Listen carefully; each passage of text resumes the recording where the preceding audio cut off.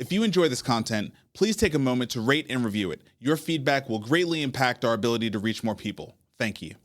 Okay, welcome everyone to Health Further. We have the weekly roll-up show. Marcus is traveling over the last couple of weeks. So I have another guest host tonight, Jinesh Patel, CEO of Uptime. Thanks for doing this. Really appreciate it.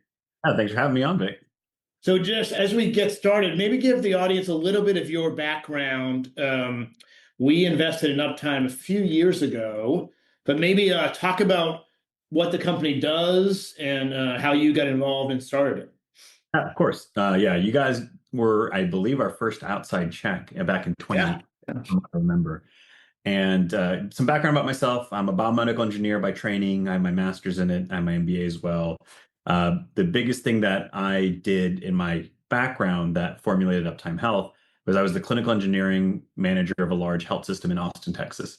And that's where I learned all the important aspects of medical equipment management, compliance management, environment of care, and making sure equipment's always up and running for the most affordable cost. And dealing we don't really think about it, but there's a lot of equipment that docs and nurses and med techs rely on to do their work.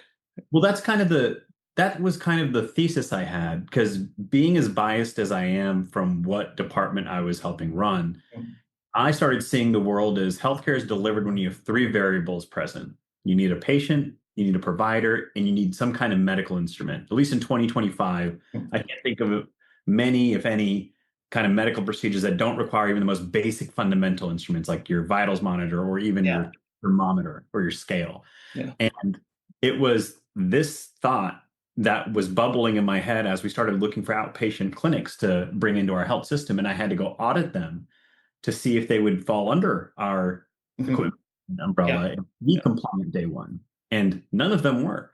And that was a little bit of a shock. Like 0% were, 0%. And that was a shocking moment to me, because obviously I didn't go in trying to fail people on my audit. I was just trying to make sure I knew what to do to correct them, because I was about to manage them if we acquired them. And that was the part that it dawned on me that the people in outpatient, whether it's urgent care owners, surgical center owners, or whatever it might be, it's not really their fault as much as it is still their responsibility of why they don't put a lot of attention on it. It's because they're really good at patient care and patient workflow, and you have a lean operation where everyone's wearing 10 hats, especially if you're a single kind of doctor. And equipment management somehow goes out the mental window. Mm-hmm. So it's so vital to delivery of care, because if you don't have an x-ray in your urgent care, you're not doing x-rays. If you don't have it's like it's such a driver of revenue, but also operational dysfunction. If something is broken, you have to work around it, and it creates burnout. Yeah, and it feels like, I don't have the stats, you may, in the last 20 years, we've moved more and more care out to the edge, to the suburbs, to the outpatient facilities. And those facilities typically don't have full-time IT, staff managing the devices. Yeah. So it's harder to be compliant, harder to keep up with it all.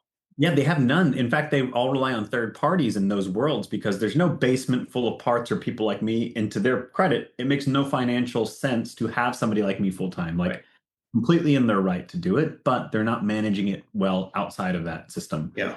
And so what I realized was the same thing you did, is the trends of moving healthcare from the health system into our homes and the journey that it takes, whether it's community health, then to your local strip malls, and then down to your home. Yeah. Further away you get from the health system, the less people know about equipment management and good practices. Yeah. The less people are that experts as the further away you get. Yeah.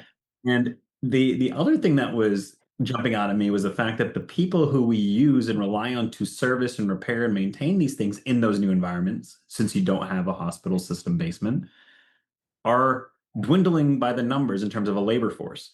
Mm-hmm. So we see a mass movement of care going in these directions. And going back to my equation of equipment plus patient plus provider is care, that means the equipment has to make the same journey to give that sense of care in this direction.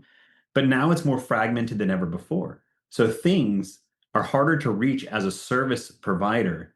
You don't have a density of failure. You don't have 100 broken things in a given week that you might have in a large health system. You might have 100 broken things over 100 different locations, all with an hour of drive time in between. And so you take this very anemic labor force and you ask them to go service an even more spread them across 100 miles or whatever. Yeah. And everything is more urgent and it fails more often. So it's because there's no redundancy. You have one or two sterilizers. One's broken, you're not sterilizing. You have one x-ray room, broken, you're not doing x-ray. So it's like, it's such a lean operation that there's no redundancy. So everything's an emergency. They're not doing good equipment hygiene and maintenance. And so it's breaking down more than it needs to be. So imagine all of this demand getting burdened onto this labor force that just can't survive. And the fact that they have no basement full of parts. If something doesn't depart, it's an extra 2 truck rolls and 24 hours of downtime because they most likely don't have the part in their van. They got to order it, drive back to their shop, come back tomorrow. It's the most inefficient thing you can think of. Yeah. And so that's what kind of gave me this aha moment of like, somebody needs to solve this problem because I want care in my home and in my communities. I'm not trying to say don't get it, but I feel good about it. I want the equipment to also be calibrated, maintained, and quality as well. Yeah. That's kind of Uptime. Yeah. So you founded Uptime to try to address that kind of growing need in this outpatient journey as we move care outside the hospital. Exactly. And what year? Give people a frame of reference. Like, how long has it been? So 2018 was pen to paper, January through May. And then we took, I think, actually Jumpstart Capital's round in November or October of 2018. Yeah. And we then went through Techstars in Boston. We're a Boston-based company. And we eventually got our MVP out into the market, I think around November of 2019. Like, we had beta customers and early adopters, but it wasn't anything we were happy to demonstrate to people who were willing to help us out, learn about it. And in 2019, we started growing in the urgent care and surgical center markets because they're very close to my background. I didn't have to learn anything new. I knew the equipment and what needed to be done. And then when COVID hit, it really derailed us, right? We had a lot of great momentum. We even had a pilot with AmSurge Inked that was supposed to go live March 17th, 2020. Yeah, right. Right when it all hit. Yeah. March 15th, I get an email saying all of our centers are closed. They were killing the pilot. And I'm like, oh my God. And so all that to say is that's where we started. And then over time, we realized we could not build this company in an unpredictable environment like COVID, because unless we're selling PPE, no one's trying to deploy net new software inside of their operation. Even if we could help with ventilator management, it just wasn't the toppest priority. Yeah, right. So that's kind of what happened. And then over time, it's like that do or die moment where we said we have to pivot or die. And we basically said our product at its core is a product that can help anyone that has medical equipment that doesn't have an in-house expert like myself helping them manage and maintain it, and that needs better predictability and automation. So we took that definition and we started realizing, okay, it's not just urgent care and surgical centers. It's also dentist office, veterinarians, optometrists, med spas. It's all these other health adjacent, even though dental and eye care are definitely healthcare, we somehow treat it as differently in the US. Right. But we're like, these other markets need us too. So what we decided to do is say, who during the valleys and peaks of COVID cases opened their doors again during the first valley, but didn't have to re-shut back down when the next wave came? And dentist office kind of popped up to the top. Yeah. So we said, that's our market to go attack, because they're kind of ready. They're open again. We can help them. Yeah. And again, they're kind of dealing with the patient waves the same way we are. And guess what? If there's a high case count, they're probably not getting a lot of visits, and that might be a good time for them to work on their operations and all the other things they want to improve. So all that to say is we now are heavy in dentistry because we pivoted so early in our journey. Yeah. But the good thing is that we proved our hypothesis earlier than we needed to, because you always talk about how do you expand your verticals and how do you expand your TAM. And we proved that our product didn't change a bit. We just changed how we talked about it. And today we have over 2,000 locations utilizing our software. We service about over 5,000 locations with our services marketplace, because if something breaks down, we help you find service really quickly. We've partnered with the largest distributors in the dental world that now push our product into their client bases, because our system helps you manage the equipment. So we have the best possible data of saying who owns what devices. They buy, how much did they pay for it? How old is it? How often is it failing? Because they're servicing it through our system. And we can mine this data to predict replacement and failure events. And guess who the number one user or wanter of the data of who's going to buy the next device is? The person who's selling it. Probably. Right. That's really where we started seeing our magic flywheel happen, which is we partner with distributors who want that data to help us sell this into their ecosystem. Yeah.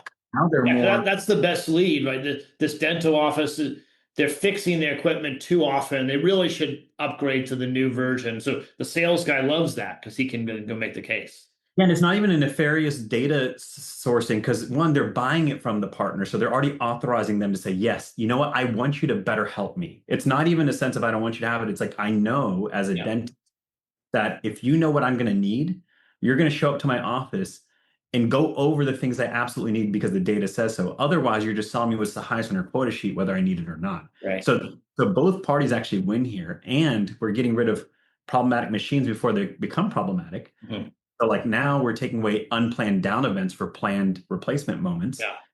And last is the technicians love it because now they have less crazy emergencies for products that should have gotten replaced 10 years ago, right? Like they're like, why are you still band-aiding this thing? I have too many other jobs to go take care of.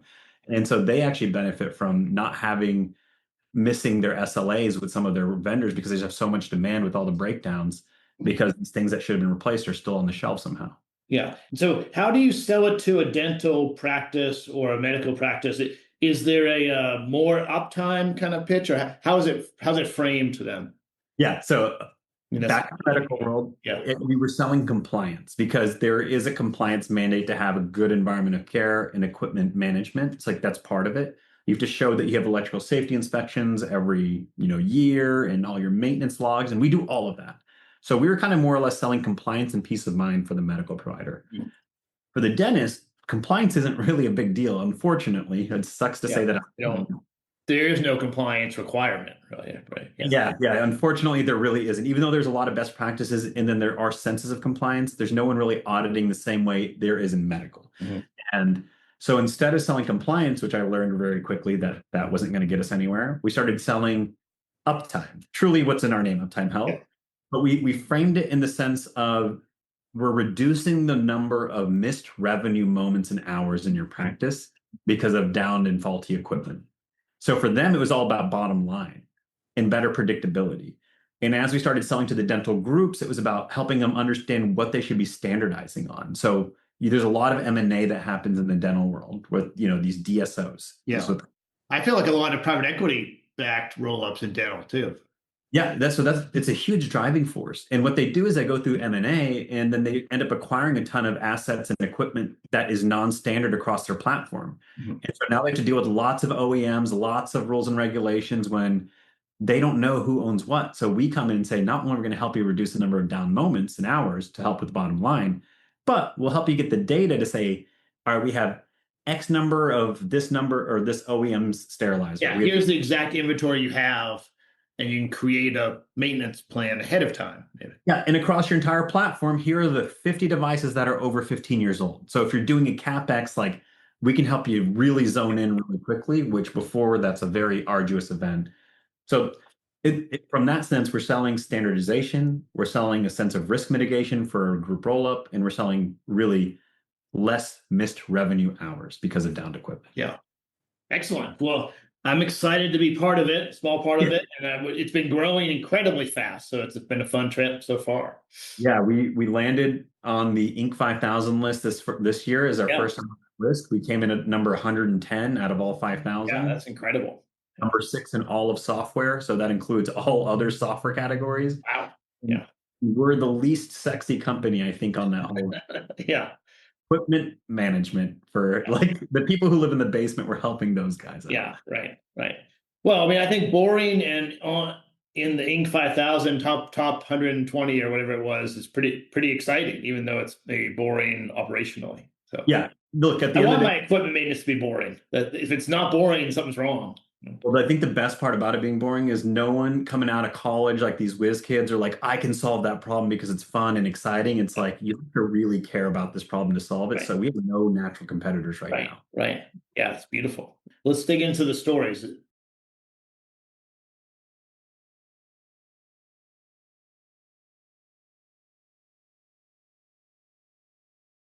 Okay, so we'll start with the economy like we always do. In the Wall Street Journal story this week, U.S. economy grew faster in the second quarter, new estimate. So the government revised the second quarter estimate up.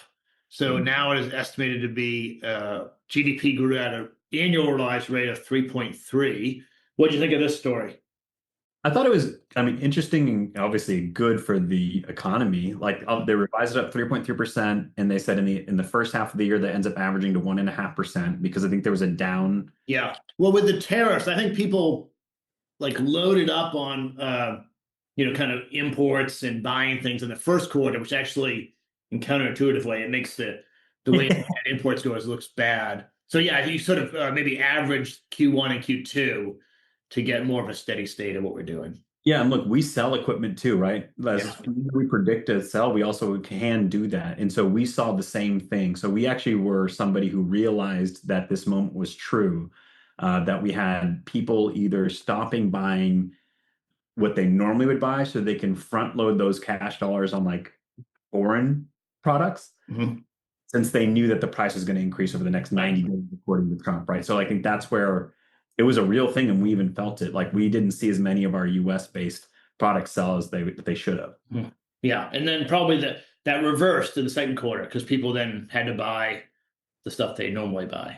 Yeah, I think the other interesting thing about that article is it talks about the investment in software. So going back to like, I know there's a couple other articles we have related to software. It said that this was the fastest growing investment in software for what's been purchased since 2007. So that was a little bit of like an eye-opening stat to me. Yeah. And which I was like, 2007 is a tough year to be compared against because that was sort of the last year before the great financial crisis. Yeah. Right. And it was a big year where social media, like all these big platforms are starting to become their behemoths of that they are today. And so like I knew there's a lot of spend on software there, but that's like a 16, like what is that, like an 18-year gap? Yeah. That at least makes me excited for one, things that we do, but also seeing that people are investing in operational efficiency, which I think also plays into some of these other articles. Yeah, and I think part of the new tax law or the Trump 2 tax plan, they give you immediate write-off for software, any CapEx really, but you can invest capital in equipment, which might be good for uptime, or software or things, and then write it off your taxes right away as opposed to having amortize it over 5-10 years. So I think that will drive a lot of CapEx in the next year. Yeah, but overall, I was happy to see it bounce back. And then less positive, we just got today initial jobless claims for last week, and they were up. So it increased to 237 for the week ending August 30th, which was, it's on an uptrend. If you're watching on YouTube, you can see on the screen here, it's been sort of slowly trending up. And this is the highest since June, so a month or so ago. So we kind of have a tale of two economies, right? There is GDP seems to be positive, but the jobless claims, the job environment is still difficult, seems like. I think this is, and I hate to say this, but this is kind of the trend where I don't see this trend slowing down, and I don't think this is any indication of the administration. I think this is just what the world is doing. We're using AI, to my point earlier, and all these other kinds of operational efficiency tools to reduce FTE count. Like that. Yeah. The purpose is more efficient margins, more efficiencies in our buildings. And so we don't need departments of people doing what AI can do now. And I think we're seeing the joblessness claims come from that. But then we're also seeing GDP go up because those actually both lean into operational efficiency in my mind. Yeah. So we'll probably get productivity gains. I think the stock market will do well, but it's going to maybe take a while for that to filter to employees or new jobs. And I'm hopeful that AI will not destroy jobs, but instead there'll be new kinds of openings or new opportunities for people. But it's going to take a little while for that to filter through, I think. Yeah, it's going to be a reckoning. I think people who thought that there was a career in X amount or X kind of whatever it is, like maybe it's accounting, where I know there's a lot more AI for accounting and just bookkeeping, like some of the more administrative type jobs where they are pursuing a career there, those might know how to shift to where there's a lot of demand, which there's other areas of this world and this US economy that do need people. Yeah. And I think now I'm going to start over time filtering new college graduates to say, look at these job markets. Right. Yeah. And I think honestly, healthcare is going to be a bright spot. I mean, there's a lot of care that really can't be automated away. You need a human to sort of interact with the patient using a device, like you said. But yeah. And I think as we're in that last little bit of like this weird kind of boomerang effect where we went to this world where I don't know if you get the same frustration where you call into like a customer support line and then you go through like 10 minutes of pre-canned like telephone tree to eventually maybe ever talk to somebody, probably not. And now consumers like myself and probably you and others are valuing a human picking up on the other side. We don't want an AI human. We want a real human. So I think there's some industries that did have that efficiency that they'll boomerang back, and you're like, that's actually a worthy spend now because people appreciate it. Yeah. Yeah, definitely. I mean, I don't mind it being automated, but it has to be accurate and understand me. When it's just kind of like cycling through things and doesn't understand me, I get frustrated. I agree. Yeah, I came up with that idea because yesterday I was in a loop for 20 minutes with the same, and I kept saying agent. Right. Speak to someone, person, whatever, and it doesn't work. Yeah. And so, yeah, you're right. We have to get that. Okay, the next stock, also in the Wall Street Journal. U.S. stocks are now pricier than they were in the dot-com era. So this is from a PE multiple. Actually, it's price to sales multiple. And again, I have a graph on the screen here, but back to 2000, it peaked in the dot-com era of almost three, just under 3 times price to sales ratio. And we now have got up to 3.25. So we were even higher. So what do you think? Is the stock market overvalued? Is this just a trend, or maybe productivity is making it worth more? I don't know. What are your thoughts? My thoughts are these are like the investors are banking on more layoffs. Like, unfortunately, they're banking on the fact that these larger companies are creating better ways to produce their product or their service with less overhead. And so they will realize this over time. And some of the bigger tech companies, which are, what is it, like the Magnificent Seven or whatever, like they're the ones that can benefit the most. That's why I think we have an article coming up about one of the large players out there that had a big layoff. But I think people are banking on that happening. And this is... Yeah, they're sort of forecasting that and maybe front running it, trying to get buy stock ahead of that, which is propping it up. Yeah. And the only thing I'd say as a comment from just like a startup founder perspective is I also then get this feeling that these publicly traded companies are going to go through some of the pains we do as startup founders, where we might raise money at a certain valuation, and then we're scrambling and working as hard as we humanly can to go meet the merits of that valuation before our next raise. So with these kinds of outsized multiples, you have these CEOs of these big companies that are now saying, I got to go chase that maybe unreachable number in their head and trying to figure that out. And I think that's where I'm very interested to see what happens. And I know now we're starting to see some companies get taken private even again from the public sphere. Because I think the public is sometimes putting these undue expectations where they're based outside of reality. Yeah. Well, I mean, I think that's a good analogy. I think probably CEOs of public companies are happy if their stock is up, but it does create expectations that, okay, now you got to deliver in the next year, you got to deliver earnings growth. Or same thing with the startup. You get a big valuation uptick, which everyone's excited about, but then you got to fill in that value and sort of build the company around it. Yeah, the benefit of the publicly traded CEOs, they probably have a nice bonus package when they're right. Versus startup founders like, I still need my liquidity event. Right. Okay, then a pretty good story at Axios. New evidence that the job market's softening. So this is related, the same. We sort of have two themes: that the economy is doing okay, but employment is not doing great. And so Axios had a pretty good chart where job openings is now sort of about equal to the number of unemployed people. So this is not the weekly unemployment jobless rate. It's the total. So there's a little over 7 million unemployed people and 7.2 million jobs. Typically, it's been many more jobs because, of course, it's not a one-to-one match. You need to get the right fit. So I don't know. It's there's several signs now that the job market is kind of fraying or weakening. Yeah, I think it said it was at 0.99 in terms of, like you said, it's flipped on the other side where there's just more unemployed people than there are job openings, when in the past it's usually been 2, 3, 5 times like the spread. Right. Yeah, and I think we just said it, right? There's a whole GDP argument where it's like we're doing fine. And then there's this where we're like, oh, well, are we? Because if people aren't making money, then what's happening underneath this? Yeah, Marcus and I talk about the K-shaped economy a lot. Seems like almost every week, because the K, like in the K, if your net worth is more than half in financial assets, stocks, bonds, real estate, you're doing pretty well. Stock market's at almost all-time highs every week, it seems like.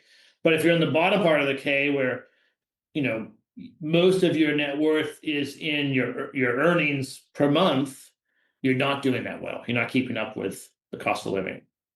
Yeah, and unfortunately, I think that's just going to create some more disenfranchisement with either the job markets or whatever, the people in those positions, and I think it's just going to create some turmoil in the next little bit. Yeah. Okay, then you were alluding to this. Oracle has this week been laying off thousands of people. It might be more than thousands. This is in Fast Company. Oracle lays off thousands or more globally amid rapid AI shifts, is the headline. This came out over the last couple of days, sort of in rumors on X and with people sort of sharing it in, kind of forums. And this was the story that came out today. I think we're going to see a lot. I think this is sort of one of the early big companies to do this, but I don't think they'll be the last. What are your thoughts about Oracle making these changes? Yeah, to me, this is just that proof point of the kind of comment that we were making earlier, where big companies are going to start shedding people, and not by the hundreds, but by the thousands. And that's where they're going to get their EBITDA multiples back, or their price to earnings share ratios back into under control.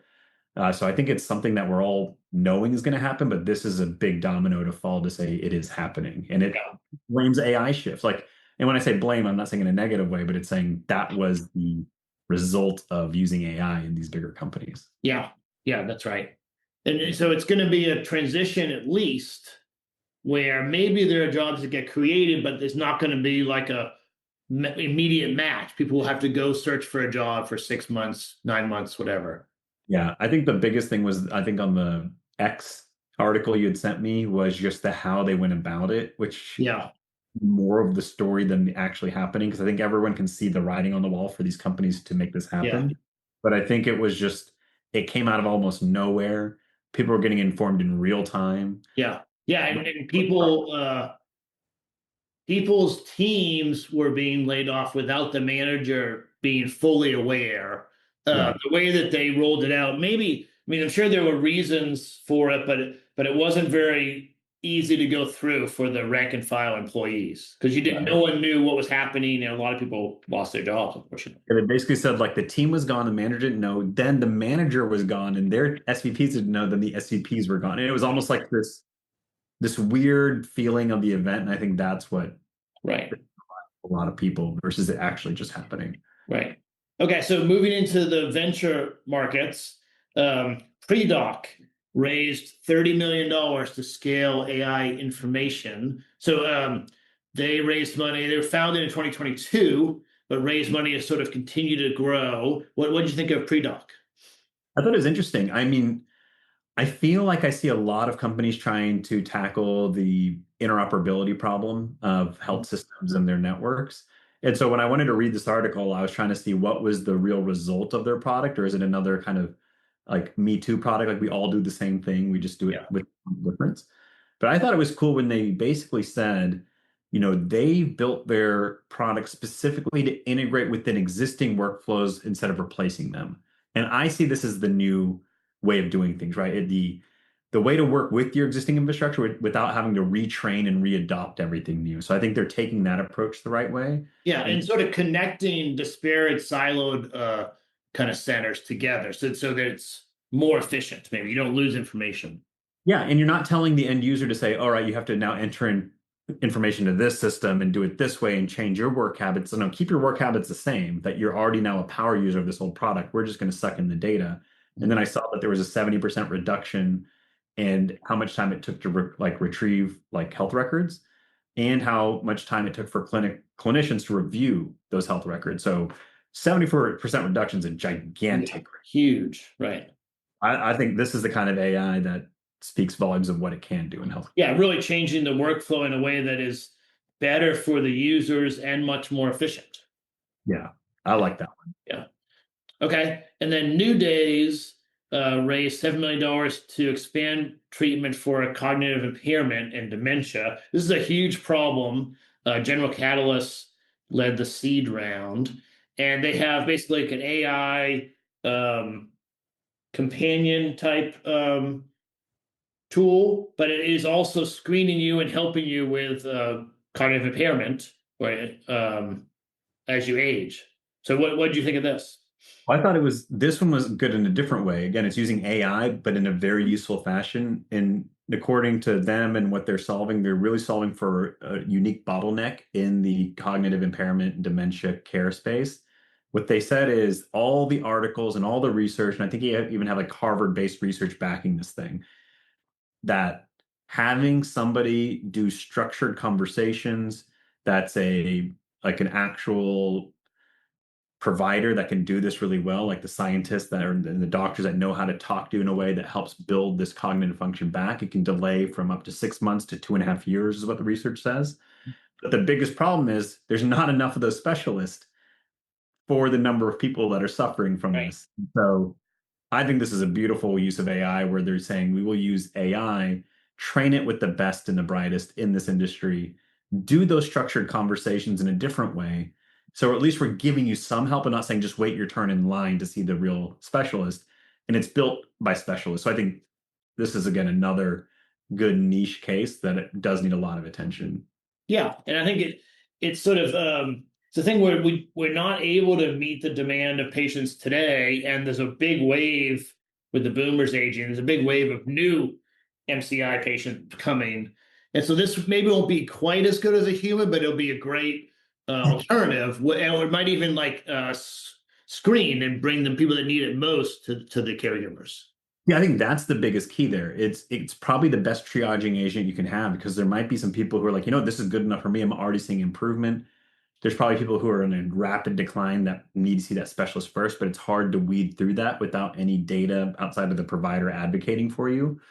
But now you can probably use this as a better triaging method on top of solving the problem. So kudos to them for figuring that out. Yeah, good. So then in Mobi Health, Welcome Tech raised $7.5 million to expand immigrant services. They're also using an AI engagement platform. This is in LA, bringing care to undocumented workers. This just came out recently. I don't know how much you got to review it, but what did you think of this deal? This one I didn't have a chance to review, so I can't really comment on it too much, but I'll take a look at it after this. Yeah. I mean, it's a huge space. It's also a hard population to get engaged, but a big opportunity if they can figure it out. Okay, and then the Wall Street Journal, they have a VC Pro section dedicated to venture capital, and they ran a story this week, headline, VCs had no time off this summer, blame AI. So, when I started 25 years ago in 2000, 2001, 2, 3, August was pretty quiet in venture. And I don't know that this summer is different than last summer, really. I think it's ever since COVID, it has really changed pretty dramatically. Where there's no 4 weeks of August off anymore. But certainly AI has made it much more competitive. What were your thoughts of this? Yeah, I think we were talking about this before the recording.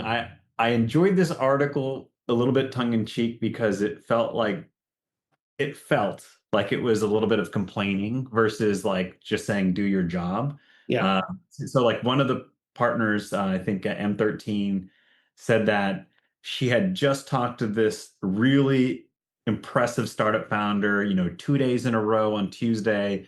And then she's like, I'll get back to them on Monday after the weekend about how I felt about it. And by Monday, she realized they had taken up an offer from somebody who worked with them on the weekend to get their stuff hammered out. And in my mind, I'm like, if you're really excited about something, you don't wait 4 days just because you think you can. You get the job done. And so I think it was one of those where it's like maybe VC is waking up to the world of you can't just sit around and call the shots anymore as you used to be able to do in terms of, the summer's off. As startup founders, we all had to understand that there's a lull in the summer for deal flow. And it's almost like you guys are teachers. Like, wait, you have the whole summer off. Like, what is this? Well, we still have to hit these aggressive goals ourselves, but yet we're watching VCs kind of do this very easy path and dance. And then the other one I saw was just the guy who was commenting on the fact that he's like, I spent 8 hours with this founder. I never thought I would spend that much time with the founder. And then I hammered out a deal with him and it was such a great thing. And I was like, that just feels like normal. Yeah, right. That's kind of your job. So yeah, and so I was kind of like laughing while I was reading this. As like it just felt like these people were detached from reality of like what it is to kind of roll up your sleeves again. And so I thought it was just humorous from my perspective as like a founder, sometimes dealing with the long lag times, getting ghosted, and feeling like there is no interest when there actually is interest. And so I think that was a humorous thing. Yeah, I think it's healthy. I mean, it is getting more competitive in the venture space. There's all kinds of size firms. There's one person firms that can be on any time scale you want, and then there are other very large firms that only have investment committee meetings every 2 weeks, every 3 weeks. Yeah. But I think it's great to see the sort of the competitive aspect in venture. Jumpstart is designed so it's easy for me to say because we're designed to be really nimble and fast because we're so early. I'll give you kudos on that part, Vic. Because dealing even with Jumpstart on my side, I will give you guys kudos. You guys had your diligence quick. We did a few follow-up meetings like back to back the next week or two, and we got a decision within a week or so. And I think I was very impressed with them. That was back in 2018. So I think it was right. Yes, I mean, I think it has been forever sort of we love to disrupt markets and innovate, but don't disrupt us. Right? Yeah. So it's kind of nice to see maybe they're getting a little bit of their own medicine in this case. Yeah, and again, it was more of a tongue-in-cheek humor thing for me because I felt and lived of some of this pain, but at the same time, I think the benefit of it is there is a little bit of a wake up. I think the thoughts of seasons and down seasons are starting to fade away, which I think is beneficial to everybody involved. Because then innovation doesn't have to wait for the summer because we were funding to develop innovation. So it's like what we were all just taking a break on innovation for the summer sometimes with those new companies. And I think it's going to create a more fast-paced deal flow environment, which is beneficial to the founder as well as getting the technology into the ecosystem. So I think it's a win-win all the way around. Yeah. Okay, good. So, okay, let's jump into the policy. So we had wild week with the CDC last week and this week. Of course, the head of it was fired or resigned, depending on who you believe last week. And then this week, we have 3 articles. I'm going to summarize each of them, and then let's come back and talk them because they all sort of, it's like maybe 3 different views of the elephant kind of. So in the New York Times, an opinion piece, we ran the CDC. Kennedy is endangering every American's health. And so this is from 1, 2, 3, 4, 5, maybe 8, several previous leaders of CDC over the past 15 years, 20 years. They all got together and expressed their concern for the way Kennedy is running HHS, particularly related to CDC. That was on September 1st. And then on September 2nd, Robert Kennedy Jr. didn't exactly respond, but he addressed these exact issues in a Wall Street Journal op-ed and took the position that CDC has been sort of creeping their scope and not really following what they have been talking about evidence-based science focus, and that he is trying to bring them back to their core mandate. And then we have the last story is kind of it's a letter signed by over 1,000 CDC employees, I think, calling for his resignation. It's time for Robert F. Kennedy Jr. to resign in big red letters at the top. This came out on September 3rd. So 3 days in a row, these kind of opinion pieces. This is, I guess, not an opinion piece, just a letter on the internet. Basically chaos at CDC over the last month or so. What are your thoughts about this whole craziness? Yeah, this thing I think has been in everyone's face for the last couple of days, and importantly so. I mean, when was the last, outside of COVID being a really big moment where the CDC took an authority position to say, we need to figure this out, and here's what we're going to do? I don't think we've talked this much about the CDC in decades past. Right. And I think, to me, I feel like there are some people out there who believe like definitely scope creep happens. We might not be following the science. It might be paid for science. We've all heard about certain, industries sometimes paying for the science. They want the results for us so they can.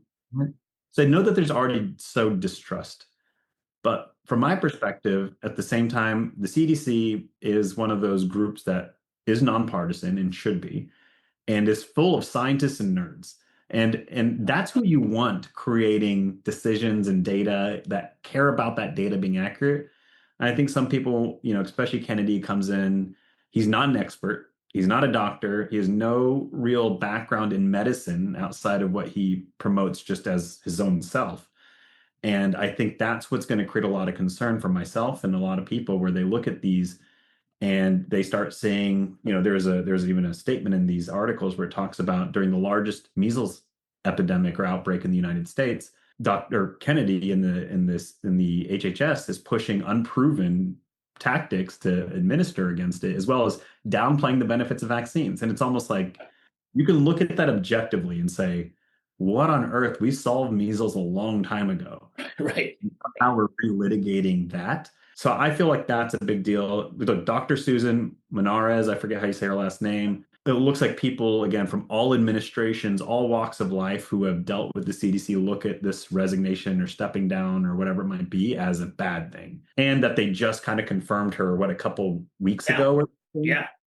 And touted her for being somebody who follows science, and all of a sudden you're saying she doesn't. I think that just, it creates so much confusion in a place where everyone wants more certainty. And so I don't think anyone's winning in this Robert F. Kennedy fight. Yeah, that's kind of where I come down on it too, is that there are gripes on each side, and there are probably some truths on each side, but the credibility of our kind of government institutions is suffering. And when having some states kind of going further and requiring even some more vaccines, we have Florida, not requiring. So you're going to have all the states do all kinds of various experiments because there's no sort of federal credible group saying this is what science says. This is the best we know today. And it's really just sad. I don't think there's anyone that's right or wrong. It's just sad in general that we're losing our credibility. I think the people that get hurt the most are the most vulnerable populations of this because they can't afford any expensive treatments outside of what might be coming to them from the government. Right. And I think that's the tough part for anyone to stomach. We also saw, again, he's running things that I think a lot of people can agree with. And I think just how he's implementing is not what people are happy about. The food additive stuff, right? I'm actually for less food additives. Like, I thought that was a great thing to go figure out, but it doesn't seem like that's part of the agenda anymore. And then you see like the whole fluoride debate, right? Now there's municipalities, states that are removing, and actually not removing, banning fluoride from community or municipal water lines. So it's not even like do it at your own risk or like whatever. It's like, no, they're straight banned. And that's a big deal for— I don't really get the banning piece. I mean, it should be just do it your own. Look, if you don't, for some reason, you're not somehow familiar or trust the science, which a lot of people have litigated, and there's so many research articles about, again, something like measles shouldn't be rethought too much. Right. I think there's, even because now I'm having the dental industry, we're talking. That's in the middle. Fluoride's for the. We're talking about the fact that as soon as that announcement came up, all dental stocks jumped because they realized there's going to be more dental care. Right. And we're like, that's the market saying they understand the results of this, not even a partisan issue. And I think that's where I'm a little concerned. And I believe, again, I'm looking for stability in the governments and institutions that we should all rely on for data. The more distrust we sow in it, the less we can trust that data and the less progress we can make. And with all AI needing data to feed it, so the future of all these innovations, we might not be able to rely on a lot more of this government-sponsored research as much as. Yeah, no question. Okay, and then Fierce Healthcare had an article, House Republicans propose 6% budget cut to HHS for 2026. So this is the proposed budget. It's not passed, but obviously a cut to the healthcare spending is going to be a challenge. What are your thoughts about this? Obviously, I'm not really super happy about the cuts on the department, but I think, those are preempted by a lot of these firings and layoffs. So maybe there's a little bit of a wash there. I don't understand the reason why. I believe a couple of things that they called out in this article was they called out a specific $48 billion to say this is money that we're going to dedicate to countering the growing threat that China has with their scientific research. Great that we're going to dedicate funding to make us a research powerhouse, but then you go back to this Kennedy ordeal, which is like, where's that research going? And is it going to real research or something to somehow disprove an already proven fact? And I think that's part of the worries that I have. The one thing it did say that I'm actually in favor of is they want to start requiring NIH grant holders to buy American supplies as part of that funding. Now, I know, again, we can get things cheaper. We may not be able to manufacture everything, understand all of that. But I think where we can, we're using our own federal dollars, might as well invest back in federal or like, US-based companies. So if that wasn't already part of these grants, which I don't know, so just humor me there. It should be part of it. I mean, that would be a great call. If there's only one source in the globe, then okay. But if there are many sources, we should buy from American. Right, because it's our own dollars. Right. So this should be helping fund our own economy. So I think that was the one thing, again, if this wasn't something that's already done, I like to see that it will be done. So moving on, Google got sort of a lighter penalty than they maybe could have gotten. So this was the case where the government requested that Google be forced to spin off Chrome due to anti-competitive practices. They were not forced to do that. So Google was able to keep paying Apple and others to install the Google search as the default search. They can't require it as the only one, but they can still make payments to make it the default. I thought it was a pretty friendly to industry ruling by the judge, mostly I think because AI is changing the competitive landscape so much that he didn't think that it was going to be, the market will take care of itself, basically, is what he said. Yeah, like his name was Judge Amit Mehta. Like, I think when I was reading his rationale, I was very surprised to see how level-headed it was. Not saying judges aren't level-headed, but I think when you get these big monopolistic kind of cases, you tend to try and make some sense of an example or do some dramatic event. I thought spinning Chrome out of Google was kind of an insane thing, but what it is if it happened. But what you said was the part that when he brought it up, I was like, he's actually thinking about the world out loud. And he's saying, look, back in the day, when we all went to the Googles, the Yahoos, the Bings, whatever, to do our search engine, Chrome was the end-all be-all, and it was in every Apple device, and they paid Apple $20 billion every year to make sure it was their default browser of choice, even though they had Safari. And I was like, okay, yeah, you're kind of building a dollar moat that makes it very hard to compete. But then his comment about with the resurgence of AI and how much more search volume is going through AI chat versus traditional Google search, that's where I was like, okay, he's actually creating this world where, yes, maybe it was anti-competitive in the past, but this new world, it's not as much as it used to be. And therefore, it doesn't make as much sense to make them spin it off. So I thought this was a really level-headed judgment. They also talked about different things, or some of these counter-protest parties are saying, look, at least when you're setting up your iPhone, instead of it being the default, can we have some optionality for default? And like at least adding that one sense of confirmation might spread the playing field a little bit more. Yeah, and they have to share more data around search so that other people can compete, which was good, I think. So yeah. So I think that where it ended, I'm actually kind of happy about, and I'm a very pro-business person. Again, I have my own company. To me, it's all about inventing the unfair advantage and almost cementing it in stone and building the wall as 1,000,000 feet high as possible. And Google did that in spades in this one. So I can't, hate. Yeah, it's hard to hate on them when they were successful. Yeah. Yeah, and it's like we all strive to do that at some level in our company. So but I'm actually happy with that ruling and how it came. Okay, great. So now moving into the payer story. So Cigna's Evernorth is investing $3.5 billion in the Walgreens specialty pharmacy Shield. So Walgreens just went private last week.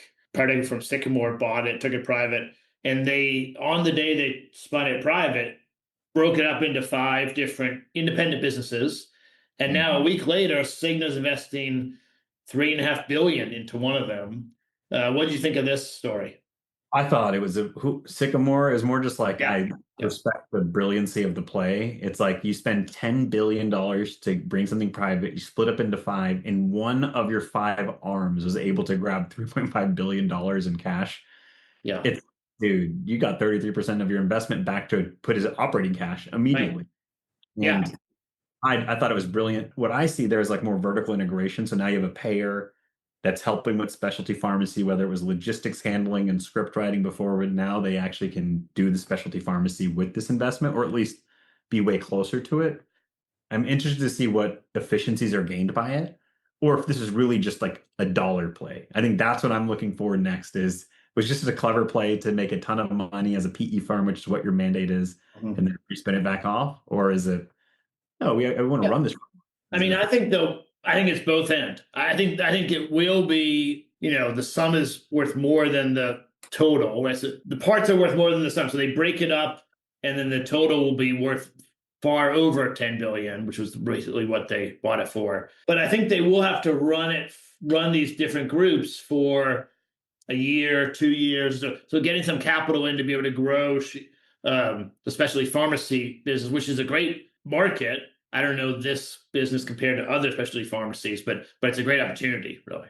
It was a good move. Okay, and then Scan, which is really, I think of them as a California plan. They're expanding into Washington State, which I think is good. We have stories of lots of payers sort of cutting back their Medicare. This is in Medicare Advantage, cutting back their Medicare Advantage footprint and abandoning states where they don't have a big market share, they don't have enough clout. So good to see Scan expanding. I felt the same way. It said that, some of these departures from these bigger groups like United Healthcare, 600,000 former enrollees were going to be left without any kind of care. And I think this is more nationwide more than anything else, but it's, to your point, bigger groups have been taking a step back. And so seeing people say, no, we're going to come in, right? Because we actually believe in the philosophy of what we're doing versus just the dollars and cents behind it. I'm interested to see how it goes, and hopefully they survive and other people do the same. Yeah, I mean, I'm a cheerleader for them. I think it's hard to open up a new market in MA if you don't have the density of customers, but I hope it's successful. Okay, now moving into health systems. So this is in the Fierce Healthcare. UPMC is flipping 2024's operating losses halfway through the new year. So they're making progress. UPMC's had a difficult year last year, and they've begun to turn it around. They have a positive operating income, and I think on the right path. Yeah, it said last year they lost, I think, a little over 300 million, and the first half of this year they're already making that much in profit. So there was a big flip. Right. But at the end of the day, it's only positive to make sure these people are surviving and they can give that care access to everyone around them. Yeah. The Pennsylvania market's very competitive. It's a hard market, so lots of competition there.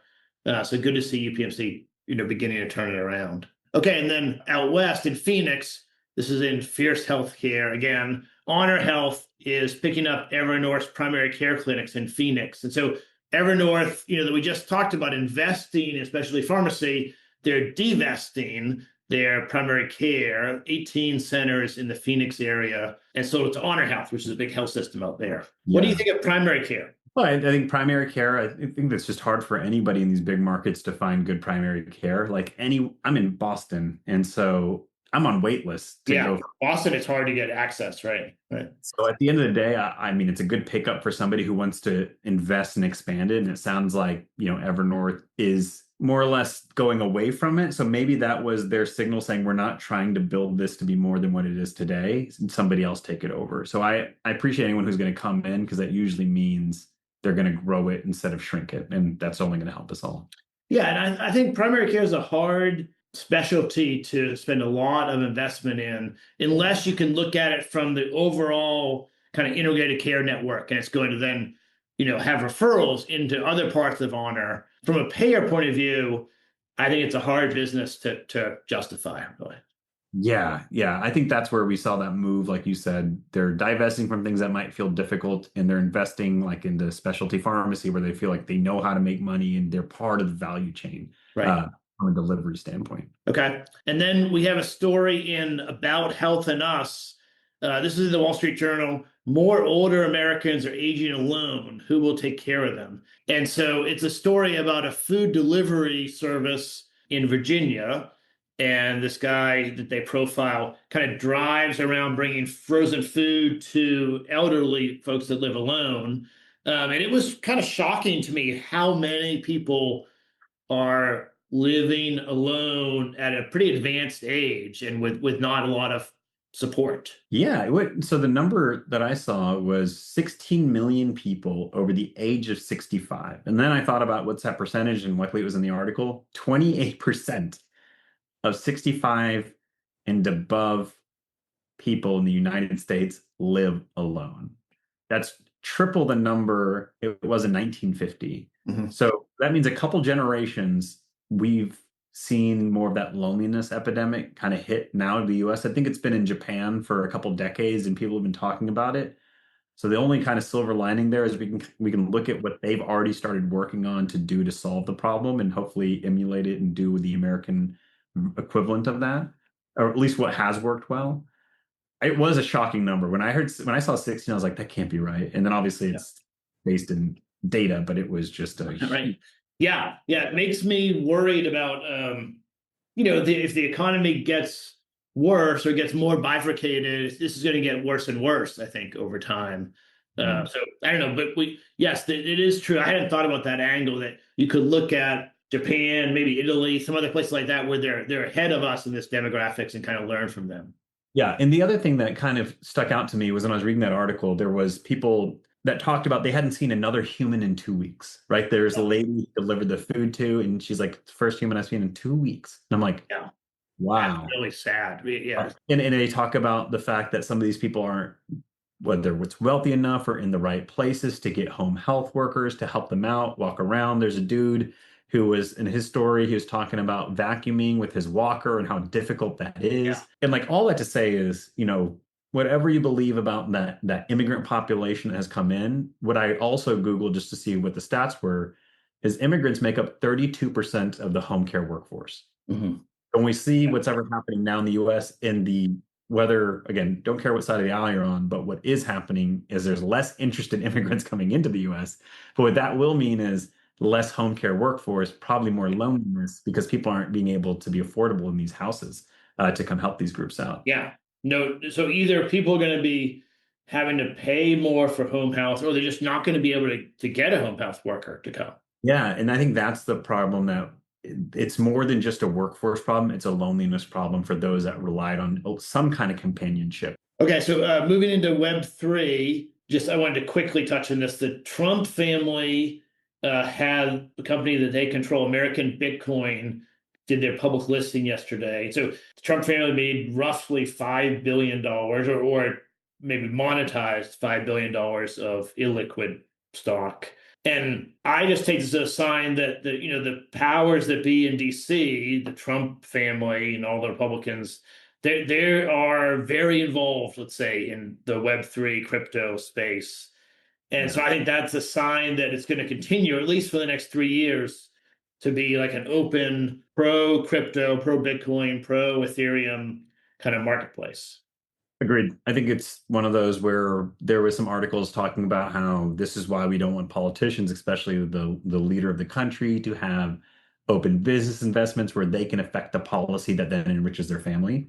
So if you are in the Web3 world, this can only be seen as good for you, in my mind. Like, regulations are probably going to come down. There's probably more willingness to work with Web3 companies or environments, maybe even within the federal government. And so I think overall, the Web3 community is going to benefit from this move because we just started covering Web3 about a month ago, kind of because Marcus and I saw this coming. It's going to be over the next 3 years, it's going to be kind of ingrained into our financial markets, into our economy. And then almost no matter who wins the elections, it's going to already be there. You can't really put it back in the bottle that easily. It's hard to unwind something that's as big of a financial instrument as like crypto. Right? The more you get out in the ecosystem, the harder it is to pull back. Yeah. And then on X, Polymarket announced that they are going to allow Americans to, I guess you'd say, gamble or contribute to the surveys and putting money on various outcomes, which I think is great. I mean, being able to bet a couple dollars on an election or whatever, getting U.S. Votes in there, voting with their dollars, I think will make the outcomes more likely. Yeah, no, it's fun to me for people to be able to maybe put dollars on things they feel like they know better than the other groups. Like, right, that's why you have sports gamblers. Yeah. Well, I know I'm going to crush that team. Well, there's some people who live in other markets that aren't necessarily sports that want to be able to gamble on it out of like a fun side hobby. So It's very interesting. And I think again, I mean, I will look at Polymarket for like what's going to happen with interest rates, for instance. Yeah. It's pretty accurate. And I think the more people you have able to contribute, so getting Americans able to do it, I think will make it more accurate. Yeah, it's the law of large numbers, right? Like you ask a million people to say what's the weight of that horse, the average is really freaking close. But if you have a small sample size, it's wildly inaccurate. Right. Yeah, exactly. Okay, moving into AI. So Epic, this is on the Epic website. They announced yesterday that Comet, which is a new medical intelligence for clinical and operational insight. So it's like an LLM trained on all the Epic EHR data, about 100 billion patient medical events. And they claim it can be used to help forecast what are the potential future pathways of this patient given their health record to date. Pretty interesting new approach to AI coming out of, really the dominant incumbent EHR. What are your thoughts about Epic's move here with Cosmos? This is where I wish I was very rich and Epic was publicly traded, because I would give them a ton of money. Mainly because they have the most amount of data possible to learn on, and it's all within their own system. So it's not like they have to work through random API calls and whatnot and hope they can parse the data correctly. It's their data. Yeah. And we're able to train this thing on 100 billion patient records. And now you can say, all right, 20% chance this person gets readmitted, 15% chance there's an inpatient stay for at least one day. Whatever it is, the ability for a health system to use that to better plan for patient care. Oh my God, I can't believe it. I think in general, they're using AI for, again, the right thing in this world. And wasn't it just about a month ago they announced that they had their AI scribe? So Epic seems to be leaning pretty heavily into the AI world, and they're gonna crush the competition. Yeah. So I think it's actually, as a VC, it's actually fairly hard to invest in AI business models that will not be subject to sort of complete disruption and taking, all the profitability out by a big incumbent, either from Epic or Oracle or from OpenAI, Google, the frontier models, Anthropic. Yeah, like I have a few friends that have scribe companies, AI scribe companies in healthcare. And when that news came out, we're all kind of talking about it because there was over $1 billion invested in the last 2 quarters into scribe style companies that work to build efficiencies in that charting workflow or whatnot. And when Epic announced it, it's basically going to crush them all overnight, because many of them built their products as marketplace or app marketplace items for Epic users. Yeah, right. Like their plan for distribution was to sell through the Epic marketplace, which Epic obviously they control. So they will nerf that, or they'll turn it off totally for their own product. Yeah. So from a patient and healthcare facility perspective, this is a really cool thing. Right. From a startup and maybe even investor perspective, it's a really tough thing, because now you can't place as many bets as you thought you would on this kind of stuff. Yeah, but you should have known too. I mean, it's not a new thing that Epic controls it. No. That's the funny thing. It's like almost when people even get upset about Amazon, it's like, oh, well, you have Amazon Basics and you're competing against my battery and my household essentials. Right. What do you think they were going to do with all that data? Right. Yes. They're going to enrich themselves. Okay, the next story is in modern healthcare. Banner and Anthropic showcase AI space race. So it's good to see Anthropic partnering with Banner. One of the more forward-leaning health systems. We have some friends over there. So they're partnering up to sort of bring AI into the health system and try to do better with it. What did you think of this? Yeah, I just think it's a good partnership. Whenever you start seeing companies try and come into the medical or healthcare world that really didn't have that background to begin with. I mean, we saw that back in the day with Amazon or with some of these bigger players saying, we're reading about healthcare. Yeah, like they think they're just going to roll over and take over the whole thing. And healthcare is more complicated than that. You need a partner. Yeah, and Anthropic being one of the biggest players in AI now saying, look, we're not going to say we know this world. We're going to work with a Banner to really understand it and build what's needed. I think that's a really good, smart move. Right. Yeah. And then related to that, Anthropic closed a new round of funding, $13 billion. They closed right after Labor Day. And it set their valuation at $183 billion. So about 3 times over the last 8 months or something. They've grown in their value. So incredibly large numbers, obviously. What do you think of Anthropic? Have you played with Claude? Or what do you think of the technology? I use Claude, ChatGPT, and Gemini. Same with me. Those are the exact three I use. So I use Manus too. Have you tried Manus?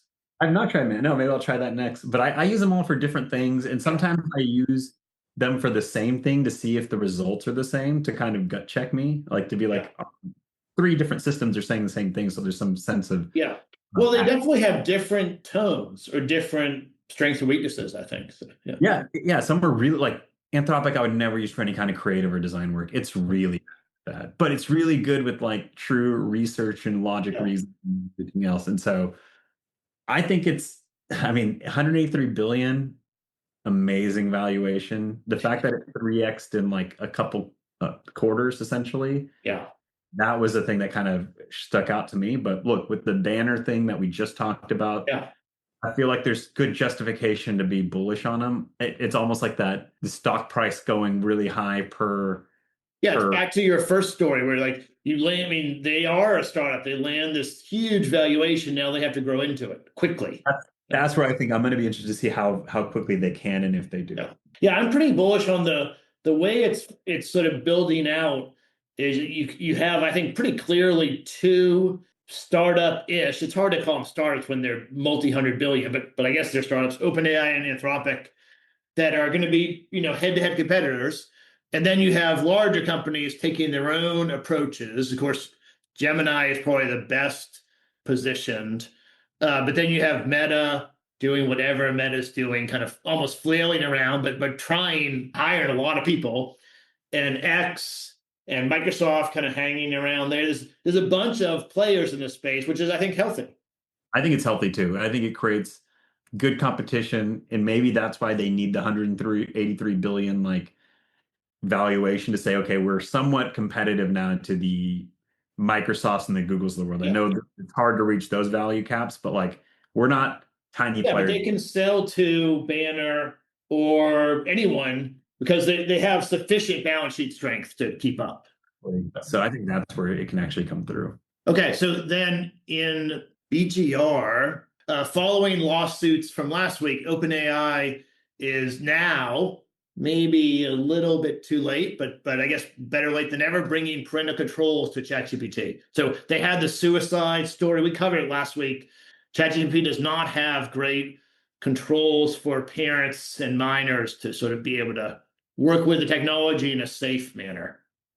Yeah, I put my analogy to what's happening with these chat models or these open language, large language models is what's kind of happened at the beginning of the internet being super publicly facing and, average consumer usage is people are going to go do crazy stuff with it. And then you kind of build the guardrails around it. And I think and I'm not saying you almost need to have a car go off the road before you realize, we should put a guardrail right there. Yeah. And I'm not saying you couldn't have forecasted this, so I'm not trying to give them like the cover there. But what I'm trying to say is people are going to misuse and abuse these products in ways that probably were not considered or thought through super well at the beginning, and nor did you think it was going to be an imminent threat. And yet here we are. Yeah, I think there's that whole saying of, you can plan for the stupidity in the world, but they'll always outsmart you at the end of the day. Yeah. And so I think that's where you have these things happening. And yes, you need some of these controls. And like you said, there might be late to the party.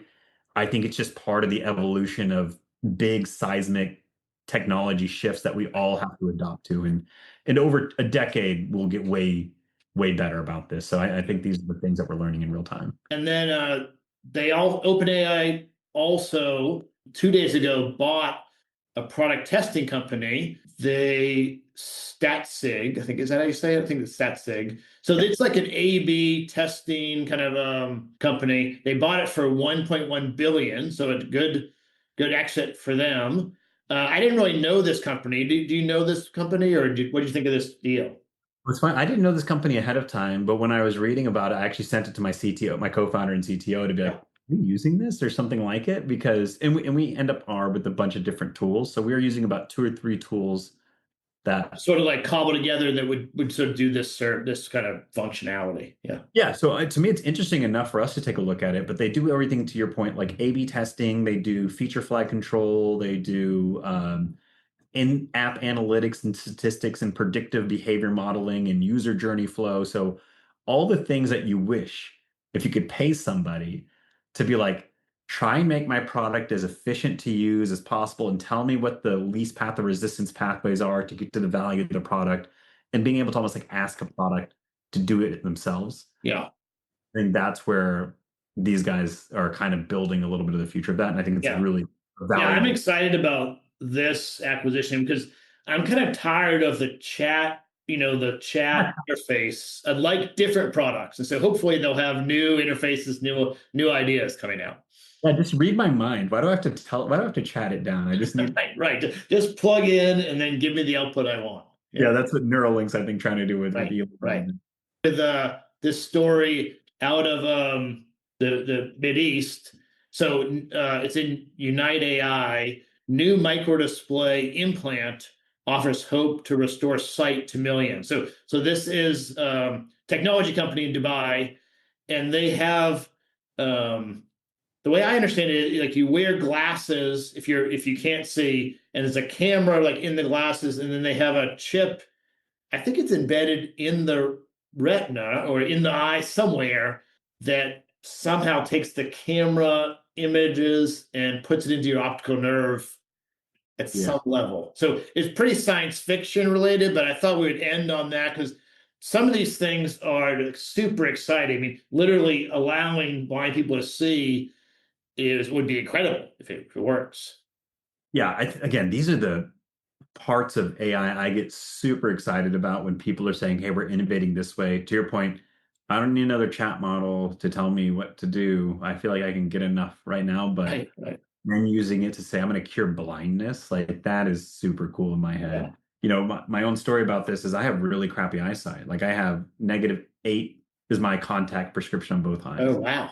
Yeah, because I think I have bad and mine's -4.25. So -8 is serious. Without my contacts, I'm basically I would have gotten eliminated by Darwin's theory of survival of the fittest. And so like I've always wanted to help people better their eyesight just because I've always dealt with really crappy eyes. And so to see somebody do something as innovative as this is really cool. And the ability and how much science and research went into it, I can only imagine. But it sounds like there's a lot of good doctors and researchers on this. They've been doing it for a little bit. They said there's 12.7 million people currently awaiting this implant. Yeah, right. So there's a lot of people that can benefit. It's not just like one-off thing.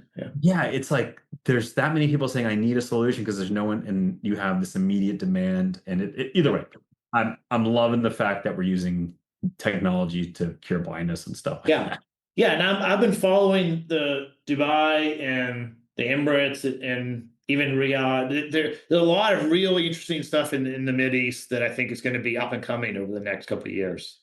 Yeah, did I tell you I went to we pitched at the World Entrepreneurship Competition that was in Riyadh? Oh, really? No, Marcus went last year. I want to go. I've never been over there. We were one of the first cohorts to go in, and we landed in the top 40 in the world. And this was back in 2019.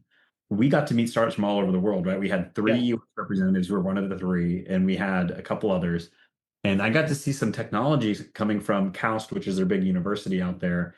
And one of the ones that won second place, which I was super impressed with, was I know this is going way off topic, but it's just more like demonstrating was they were trying to solve the water conservation and the water problem, right? We're running into a place where we're going to run out of water, clean water for the world. Especially in that region, it's a huge topic, I'm sure. Yeah, and they said 70% of the water that's safe for drinking is used for agriculture today, like whether it's watering crops or whatnot, which is fine. Build that water through the nutrients over time, but 70%. And so what they said is, if we could grow vegetables and fruits a different way, where it doesn't take the water that we can drink that's safe for drinking to do that instead, let's do it. So what they ended up doing is they started breeding crops, and they have this tomato that can actually grow in the Red Sea, so salt water. Wow. And they can farm it. When you eat it, it's pre-salted because it's part of the Oh, chemistry. yeah. Interesting. Yeah. And so like I was just blown away. I was like, that is a That's really pretty cool. Yeah. how they're trying to put their next crop in there, and they're called Red Sea Farms is the company. Yeah. And essentially you're just growing crops in the ocean so you don't have to use our water instead. And I was like, So they've modified the seeds or the crops so that they can tolerate the salt water. Exactly. Yeah. And I was like, holy crap, that's amazing. Yeah. Yeah. It's pretty exciting. All the stuff happening kind of simultaneously right now. So yeah, we're living in a great timeline, and also a crazy timeline, but a good one at the same time. Yeah, that's right. All right, Jinesh, thanks for doing this. Everyone check out Uptime Health if you need devices supported and help with, all your field technology. Jinesh, maybe give your website so people can find you. We'll put it in the show notes as well. Okay, perfect. Website's uptimehealth.com. So UPTIMEHEALTH.com. You can Google us, find us online, but with all the recent articles about us being in the Inc. 5000, it's not hard to find you. Will pop up somewhere. Yeah. Okay. Thanks for doing this. Really enjoyed it. Appreciate it. Thanks for having me on, Vic.